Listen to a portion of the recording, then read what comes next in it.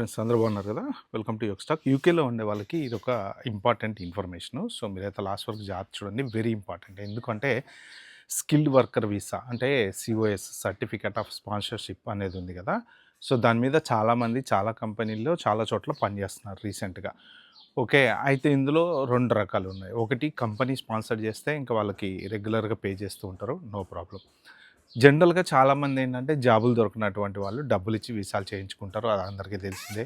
బయట ఎక్కడో పని చేయడము, తర్వాత వీళ్ళు సాలరీ మెయింటైన్ చేసుకుంటా చేస్తూ ఉంటారు. రెస్టారెంట్‌లలో వీసాలు తీసుకున్న వాళ్ళు అలా కూడా ఉన్నారట కొంతమంది. సో, ఇప్పుడు వెరీ ఇంపార్టెంట్ థింగ్ అందరూ తెలుసుకోవాల్సింది ఏంటంటే, అందరూ ఏమనుకున్నారంటే నాకు వీసా వచ్చేసింది. ఒక 5 ఇయర్స్ తర్వాత నాకు పీఆర్ వచ్చేస్తది. ఎట్లో గట్ల నడిపించేద్దాం అని అనుకుంటారు. కానీ ఇప్పుడు మన 26థ్ ఏప్రిల్ నుంచి యూకేవీఐ అంటే United Kingdom visa and immigration services వాళ్ళు ఉన్నారు కదా. వాళ్ళు వచ్చేసి హెచ్ఎంఆర్సి పేరోల్ రికార్డ్స్ ఏమైతే ఉన్నాయో దానికి యాక్సెస్ తీసుకున్నారట. అంటే ఏంటి అంటే, ఫర్ ఎగ్జాంపుల్ ఇప్పుడు ఎవరైనా సరే యూకేలో ఒక కంపెనీ ద్వారా సిఓఎస్ చేయించుకున్నప్పుడు మీరు ఒక 39,000 40,000 45,000 వాట్ ఎవర్ ఇట్ ఈస్ ఆ శాలరీ, ఆ సిఓఎస్ మీరు ఏదైతే అప్లై చేస్తున్నారో జాబ్ దానికి తగ్గ శాలరీ మీరు ఎవ్రీ మంత్ మీ ఎంప్లాయర్ కడుతున్నాడా కట్టట్లేదా, మీరు మీ స్కిల్డ్ వర్కర్ వీసాకి అప్లై చేసినటువంటి సిఓఎస్కి మ్యాచ్ అవుతుందా లేదా.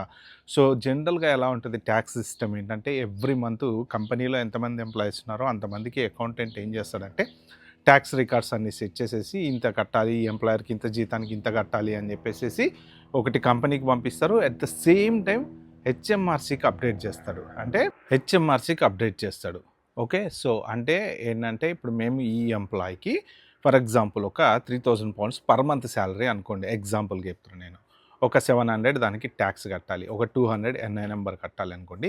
ఈ పే స్లిప్ ఏదైతే ఇచ్చి పే స్లిప్లో మెన్షన్ చేస్తారు కదా 200 ఎన్ఐ నెంబర్ కట్టాలి నేషనల్ ఇన్సూరెన్స్కి, తర్వాత 700 ఏమో ట్యాక్స్ కట్టాలి అని చెప్పేసి సేమ్ టైము కంపెనీ వాళ్ళకు కూడా చెప్తారు. కంపెనీలో ఉండేటువంటి హెచ్ఆర్ టీమ్ ఏం చేస్తారంటే 700 200 వాళ్ళ హెచ్ఎంఆర్సీ అకౌంట్లో జమ చేసేస్తారు ఎవ్రీ మంత్. అలా ఎవ్రీ మంత్ ఎంతెంత ట్యాక్స్ ఉందో అంతంత ట్యాక్స్ వాళ్ళు హెచ్ఎంఆర్సీకి కట్టుకుంటూ వెళ్ళిపోతుంటారు. సో కొంతమంది ఏంటంటే పేరోల్ రికార్డ్స్ సబ్మిట్ చేసిన తర్వాత ఇయర్లీ కడతారు, కొంతమంది 6 మంత్స్ కడతారు, కొంతమంది 3 మంత్స్ కడతారు. వాట్ ఎవర్ ఇట్ ఈస్ హెచ్ఎంఆర్సీకి మీ పేరు మీద మీ స్కిల్ వర్కర్ వీసా ఎంతైతే ఉందో ఆ వీసా ప్రకారం ట్యాక్స్ కట్టాలి. ఓకే, సిటిజన్లు అయినా ఎవరైనా సరే హెచ్ఎంఆర్సీకి ట్యాక్స్ కట్టాల్సిందే, దాంట్లో డౌట్ అయితే ఏం లేదనమాట.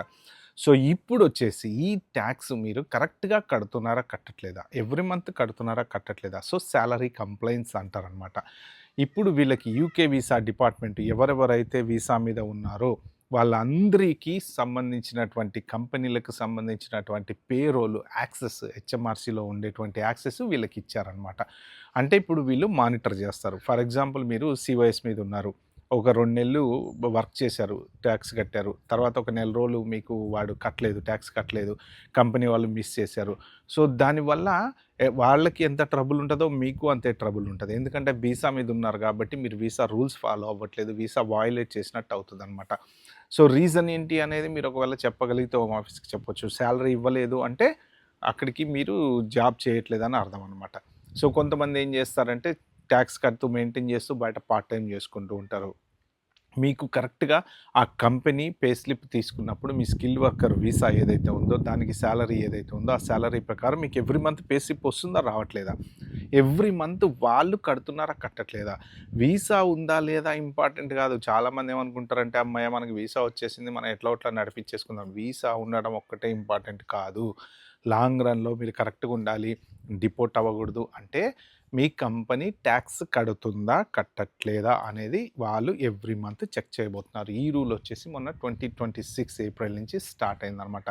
సో ఇక నుంచి ఎవరైనా సరే మీరు కనుక ప్రాపర్గా ట్యాక్స్ కట్టకపోయినా, మీ కంపెనీ కనుక ప్రాపర్గా ట్యాక్స్ కట్టకపోయినా ఇమ్మీడియట్లీ వీసా ఇమిగ్రేషన్ సర్వీసెస్ వాళ్ళు వస్తారు, మీకు లెటర్స్ పంపిస్తారు. మీరు ఎక్కడున్నా సరే వాళ్ళు పట్టుకుని తీసుకుపోయి డిపోర్ట్ అయితే ఖచ్చితంగా చేస్తారు. ఇది ఎందుకోసం చేస్తున్నారు అంటే, ఫ్రాడ్స్ చూశారు కదా మీరు, మన యూట్యూబర్లు విపరీతమైన ఫ్రాడ్ చేశారు కదా రీసెంట్గా, అదొకటి. సిఓఎస్ని విపరీతంగా మిస్యూజ్ చేస్తున్నారు. అంటే ఏంటంటే చాలామంది ఇష్టం వచ్చినట్టు సిఓఎస్లు చేయించేసుకోవటము, సిఓఎస్లో అయిపోయిన తర్వాత పోయి ఎక్కడో పార్ట్ టైములు పనిచేయడము, ఈకి స్కిల్ వర్కర్ వీసానో ఇంకో వీసానో ఏదో వీసా అని చెప్పి కంపెనీ పేర్ల మీద ఇక్కడికి రావడము. ఓకే, అలాగ చేసి దీన్ని మిస్యూజ్ చేస్తున్నారనమాట. ఇలాగ ఇంతకుముందు కూడా హెచ్ఎస్ఎంపీ అని ఒక వీసా ఉండేది, సో హైలీ స్కిల్ మైగ్రేషన్, దానికి రిస్ట్రిక్షన్స్ లేవు. లేనప్పుడు ఏం చేస్తారంటే మనోళ్ళు ఎవరు పడితే వాళ్ళు దొంగ సర్టిఫికేట్లు కొట్టించుకోవటం, హెచ్ఎస్ఎంపీ అప్లై చేయటం, ఇక్కడికొచ్చేసి యూకే వచ్చేసి టెస్కోలలో, సేన్స్‌బరీలలో, సూపర్ మార్కెట్‌లలో వాటిలలో పని చేసుకోవటం. ఎందుకంటే దానికి రిస్ట్రిక్షన్స్ లేదు.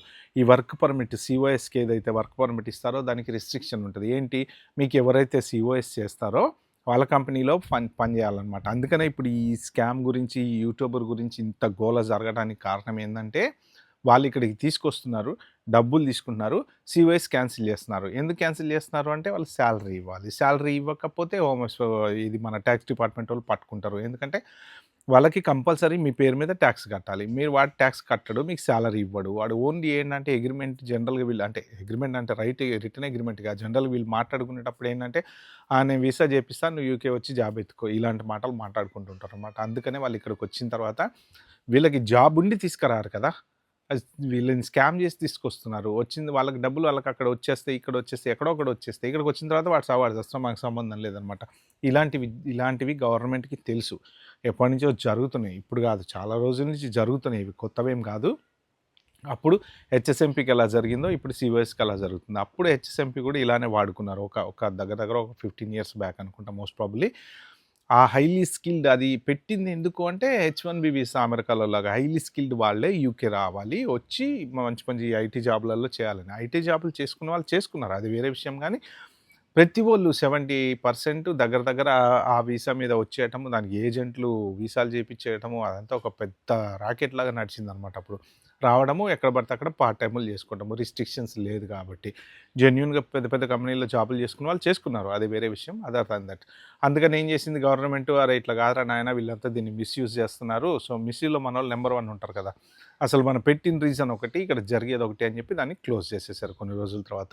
అలాగే ఇప్పుడు కూడా ఈ సీఓఎస్ అసలు కంప్లీట్‌గా క్లోజ్ చేయాలి అన్న ఆలోచన కూడా చేస్తుంది గవర్నమెంట్. ఎందుకు అంటే దీన్ని మిస్‌యూజ్ చేస్తున్నారు. ఇది గాన క్లోజ్ చేసింది అంటే ఖతం అయిపోయింది. ఇంకా నెక్స్ట్ స్టూడెంట్స్‌కి ఇంకా లైఫ్ ఉండదు. పీఎస్‌డబ్ల్యూ తర్వాత ఏం చేస్తారు వాళ్ళు? ఎలా చేస్తారు? సో అందుకని ఏంటంటే మీరు ట్యాక్స్ ఫస్ట్ చూసుకోండి. ఇప్పుడు వాళ్ళకి ఈ యాపిల్స్ అమ్మేవాడికి ఎంతైతే బాధ్యత ఉంటదో కొనేవాడికి కూడా అంతే బాధ్యత ఉంటది. ఓకే, మంచి యాపిలా కాదా అనేది మీరు జాగ్రత్తగా చూసుకోవాలన్నమాట. అలాగా అమ్మేవాడు కూడా మంచి యాపిల్ అమ్ముతున్నామా లేదా అని చూసుకోవాలి. కొనేవాడు కూడా మంచి యాపిల్ కొనుక్కుంటున్నామా లేదా అనేది చూసుకోవాలి. పుచ్చిపట్టిన యాపిల్స్ కొనుక్కోకూడదు. ఓకే, మీకు అర్థమైందని చెప్పే ఎగ్జాంపుల్.